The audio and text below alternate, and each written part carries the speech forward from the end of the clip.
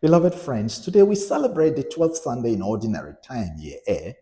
The readings reiterate that even in moments of rejection and persecution, God's faithful love gives us the courage to speak the truth without fear.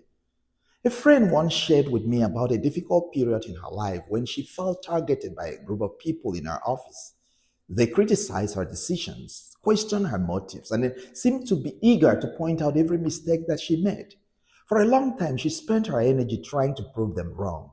She replayed conversations in her head, defended herself to anyone who would care to listen, and constantly worried about what people were saying behind her back. One day, she realized what was actually going on. The people who fought her were occupying more space in her mind than God did. Now, whenever we hear today's readings from the prophet Jeremiah, chapter 20, in Matthew's Gospel, chapter 10, we naturally focus on the enemies of Jeremiah and the opposition Jesus warns his disciples about. But here is another way of looking at these readings. The greatest danger in life is allowing our opponents to determine where our attention goes. Jeremiah, for instance, hears the whispering. He's aware of the hostility around him, but he refuses to make his enemies the center of his story. Instead, he says, "But the Lord is with me, like a mighty champion." Thus, Jeremiah's strength comes from what he chooses to focus on. He acknowledges the threat, but he gives more attention to God's presence than to his enemies' schemes.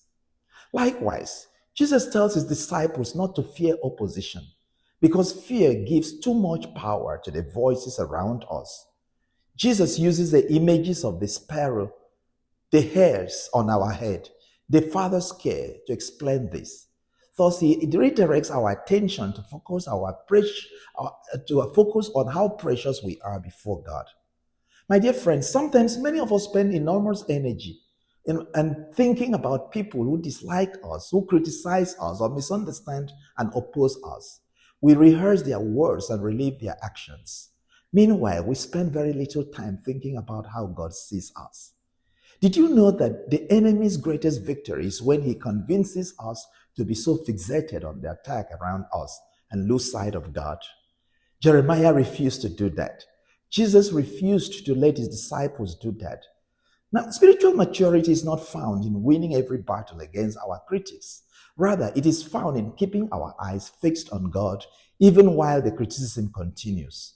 So, who occupies the most space in your heart?